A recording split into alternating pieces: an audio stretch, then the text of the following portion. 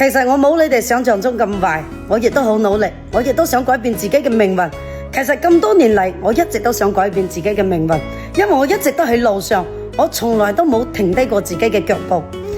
亦都冇停低過對明天嘅奮鬥，每日都喺度努力，每日都喺度努力。其實咧，好多人都一直對我係有啲偏見嘅。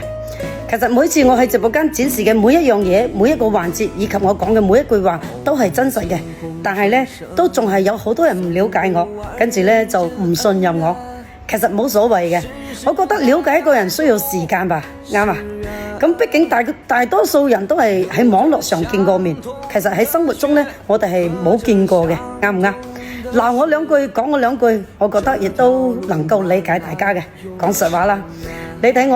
我講實話嚇，你睇我依家有咁好嘅生活，其實背後都離唔開自己嘅努力，仲有你哋嘅支持。我食過好多苦啊，真係打過好多工，入過廠，做過非常非常低層嘅工作，真嘅。因為自己冇背景，生得又唔靚，跟住呢，我只能做一啲，比如話流水線啊，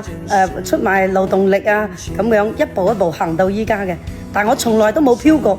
因為我從來都冇忘記過自己嘅身份。我亦都希望喺未來嘅日子入邊呢，希望你哋越嚟越好，亦都希望自己越嚟越好，加油啊！好兒郎